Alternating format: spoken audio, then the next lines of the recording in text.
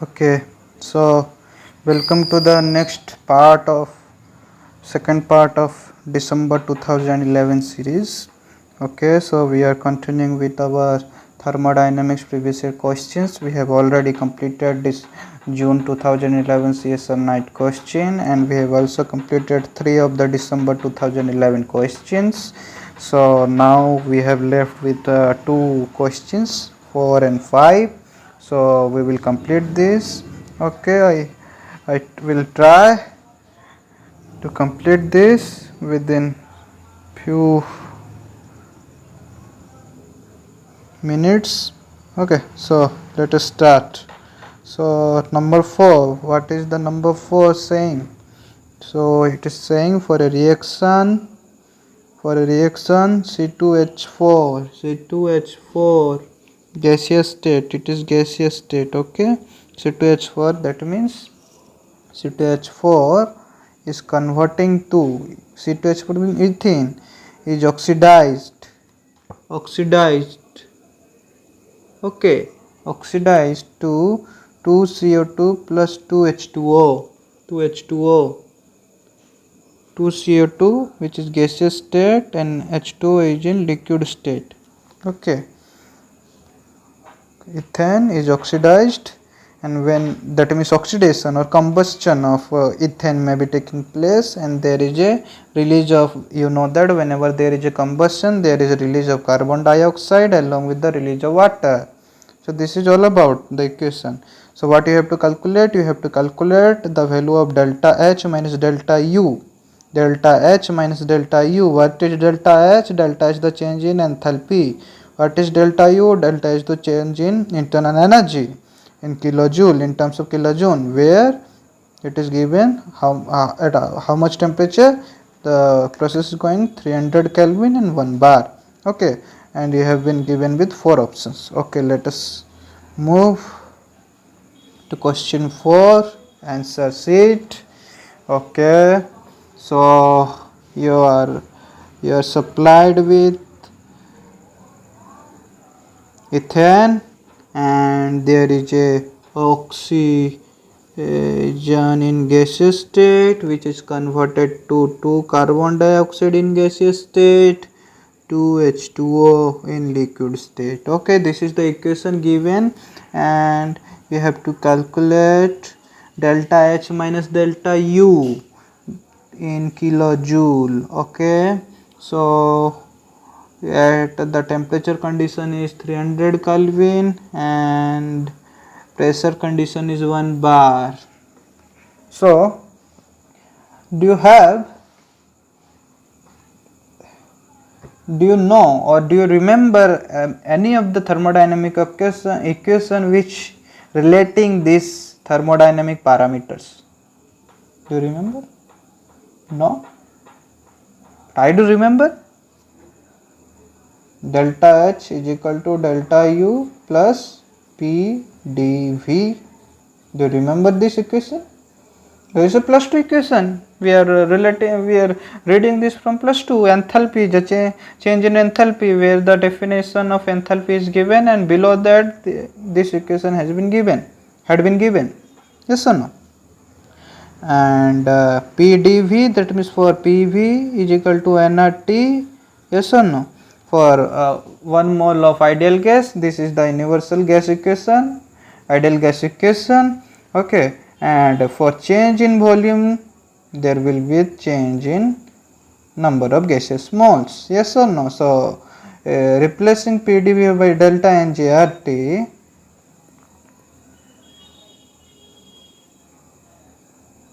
you will tell, yes sir, we know that the value, we know that the N means number of moles, but what is G? Here G means gaseous moles.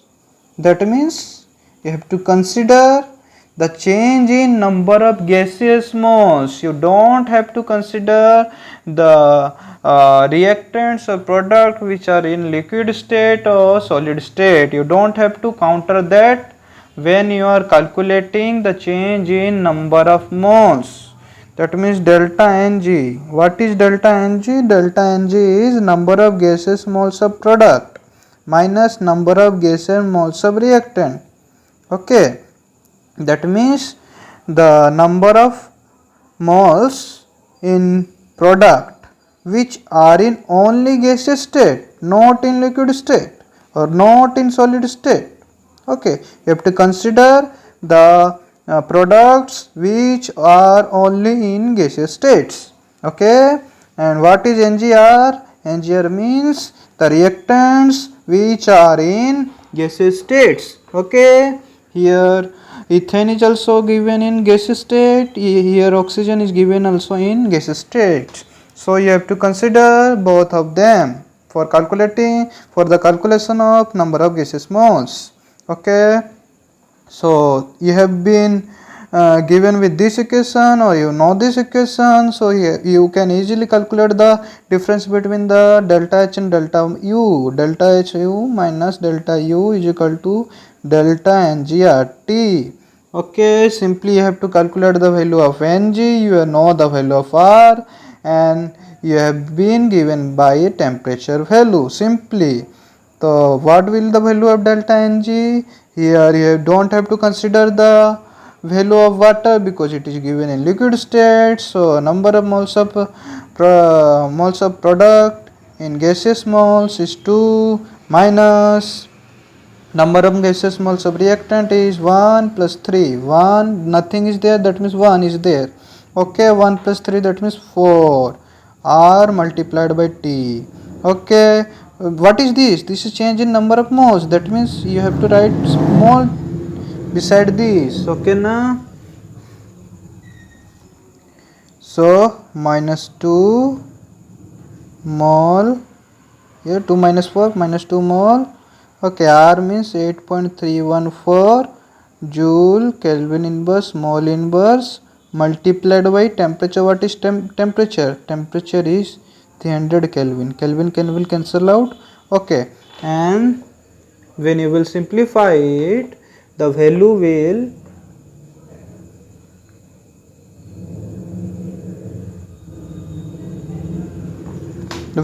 be in the terms of minus. Yes or no? So you can calculate it. Yes or no? So for saving your time, I have already done this calculation. Okay, and it comes to be 4980 Kelvin cancel, joule mole cancel, joule. But is it answer coming? No. Is the answer coming? No. Okay, so in terms of kilojoule, what will be the answer? You have to convert this 4980 by 1000 kilojoule. Yes or no? 4.98 minus 4.98 kilojoule, that means minus 5 kilojoule. The answer. So let's see. Is it given? Yes. A. Okay, so we need not to solve the complete equation or complete solution because we have been already given by only one option with negative sign. So without solving the solution completely, if you can get answer, you can take the option. Getting my point? It will save your time. Okay, so correct answer is A, and you will tell that no sir, I have got 4.98 something. Yes, no doubt, 4.98.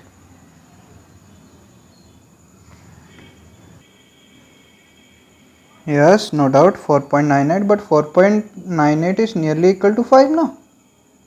Okay, so that much. Okay, so next moving to number 5 question. Okay, so it is a very important question. Okay, it is a very conceptual question. Okay, so you can do this. Remember, whenever we are attempting, whenever I am trying to solve the question, first you have to pause, then you have to try it once, then only you will move here and see the solution.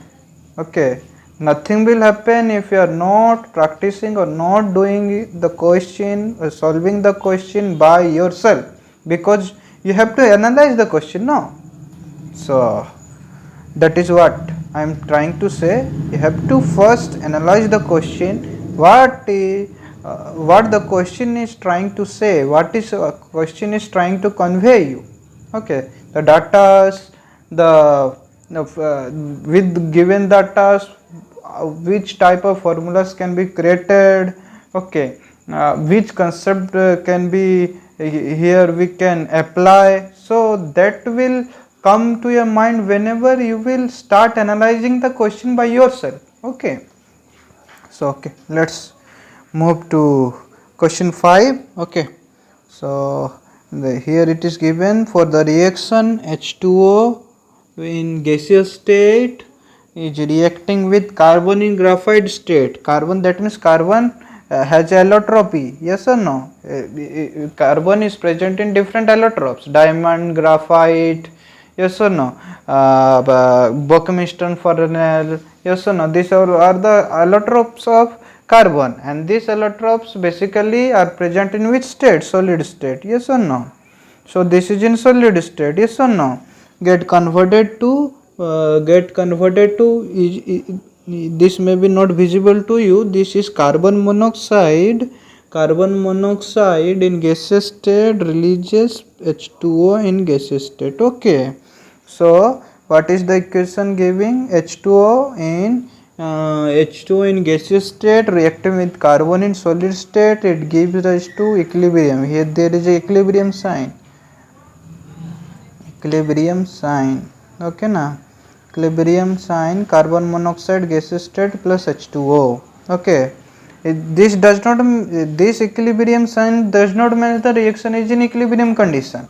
That may be in any step of equilibrium condition. That may be that it may also represent the equation, the reaction is in end state of equilibrium, or the equilibrium is finished or going to be finished or yet to be reached. Okay, so we can if there is, this is actually representing the reversible nature. Okay, this will always, it will not represent the equilibrium nature of the reaction. Okay, if in a reaction, if it is a specifically given equilibrium reaction, then only you can consider, but depending upon some other conditions also you can consider the equilibrium conditions of a reaction. Okay, so what I am trying to say, you can you are getting now. Okay, very good. Okay, so now, and okay, this is a equation, and there is a variation of energy parameters delta G, delta H, T delta S node. What is node?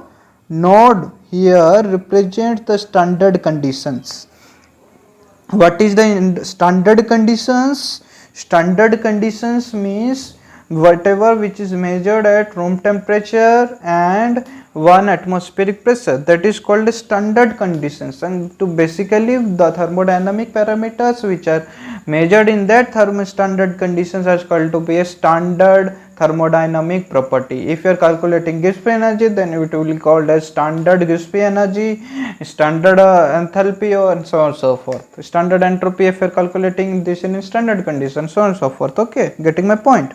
So large temperature below here, that means this is a equation. Okay, basically there is a transformation of these substances from one state to another state. Okay, this reaction is undergoing, and during this process there is a change in some thermodynamic properties. Yes or no? Yeah, obviously whenever there is a thermodynamic process, whenever there is a thermodynamic change, there should be change in some thermodynamic property. Otherwise, why we will call this a thermodynamic change? If not, no thermodynamic properties values are not changing, then why we will call this change as a thermodynamic change? Yes or no? That means, so here there is a change in some thermodynamic parameters, and we have to, and you have been given with a plot in y-axis. You have been given with a plot of energy, and in x-axis you have been given with a plot of temperature. That means temperature is changing from in x-axis, and energy value, kilojoule values, is changing in y-axis, and you have been given with three curves A, B and C, and you have to say which curve correspond to which thermodynamic parameter. That means A is the curve A correspond to which type of thermodynamic parameter, curve B correspond to which type of thermodynamic parameters, and so on and so forth. Getting my point? Okay. So let us try to understand the question. We have already understood the question, and so let us solve the question. So pause. Now you have understood the question. Now pause the video and try yourself. Okay. I hope you have all tried to do this. So I am starting the question. I am trying to solve the question. Okay. So you have been given with this sort of plot. Okay.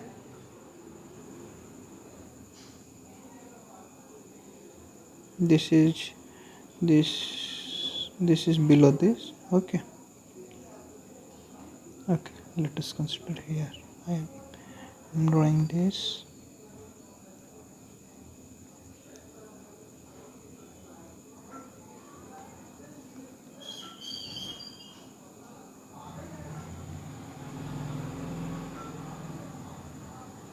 Here is a curve A, here is a curve B, here is a curve C, and you have to say that which curve correspond to T delta S node, which correspond to delta G node, and which correspond to delta S node, and have been given with the equation C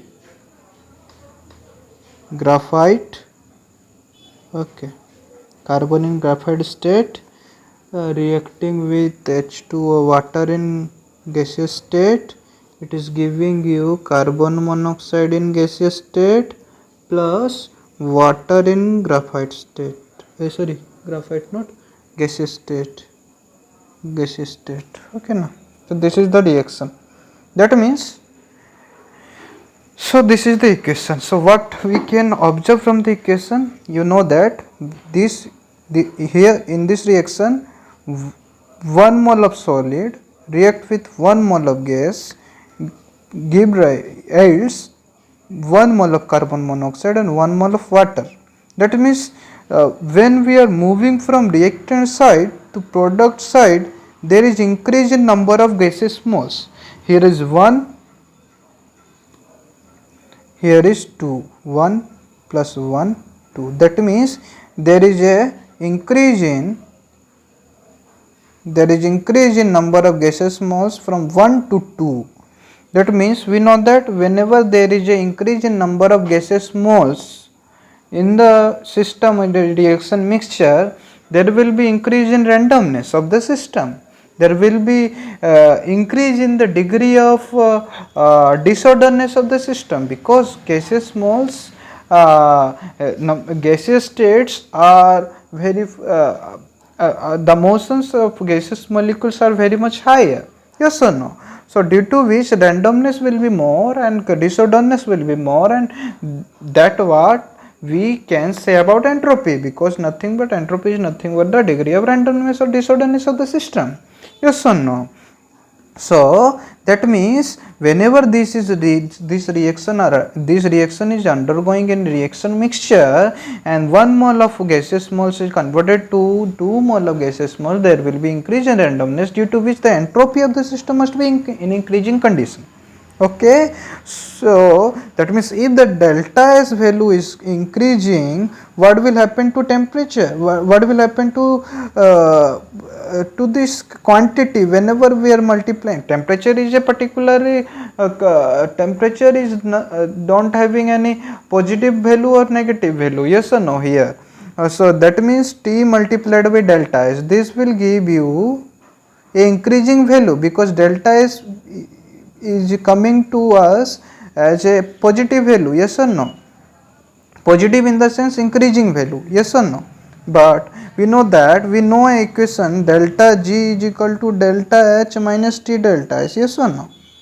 So for standard condition this will be the equation. Okay, for standard condition this is the equation, and this is Gibbs Helmholtz equation, yes or no? Delta G equal to delta H minus T delta S, yes or no? So that means here we can know that from the equation we can know that there is an increase in entropy of the system, yes or no? Due to the conversion of 1 mole to 2 moles of gaseous moles of product, yes or no? That means henceforth this quantity will goes on increasing. When this will goes on increasing as we are moving from left to right in x-axis, there is also increase in temperature. Here we are plotting temperature in x-axis and energy unit in y-axis. That means we are also increasing the temperature condition. So when the extent to which the entropy is also increases, and along with temperature is also increases, henceforth this quantity will become more and more dominant in this equation. That's why with increase in temperature this quantity will become very larger and larger, and when this value will become larger and larger, as the delta G value also depends upon the delta H naught and T delta S.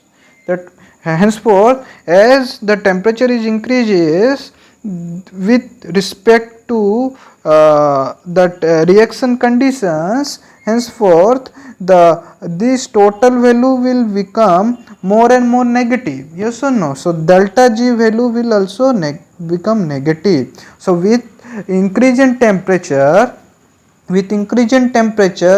T delta S value will increase, T delta S value will increase, go on increase, and as the T delta S value will go on increasing, the total value of this equation will give a negative value, because this will be a dominant factor with increase in temperature. Okay, and due to which the delta G value will go on decreasing on increase in temperature. Okay, so we can see simply that A will represent the T delta S parameter, and C will give you delta G node. Okay, and what rest is there? B, a delta H is there, and B represent the delta H value. Okay, getting my point? So now you can ask why B is delta H node. You may ask what is the physical significance of this curve. Okay, so remember one thing, if whenever until the in the question, if there is no conditions given, that means let us consider the in a question you have been given that the enthalpy changes with temperature. If not given, then you don't have to think about the change in enthalpy of a particular reaction with change in temperature.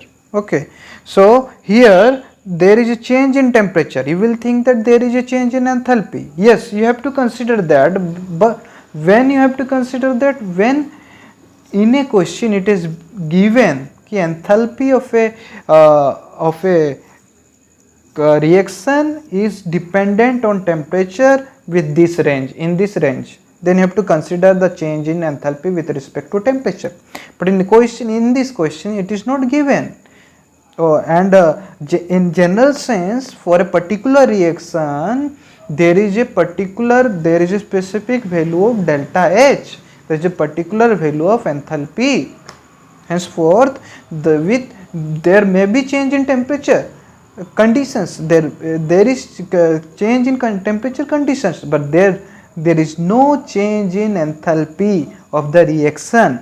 As there is no change in enthalpy of the reaction, the curve is running parallel to the y-axis. That means with change in temperature there is no change in delta H value, because in question it is not given that delta H is dependent on temperature. Okay, So whenever in a question, if it is given that delta H is dependent on temperature, then you have to consider that it will increase or decrease depending upon the question condition, you can find out. But here it is not given, so you have to consider that delta H is independent of temperature, and we know that for a particular reaction there is a specific value of enthalpy. Hence with temperature the delta H value will not change, and you have to consider this curve as a delta H.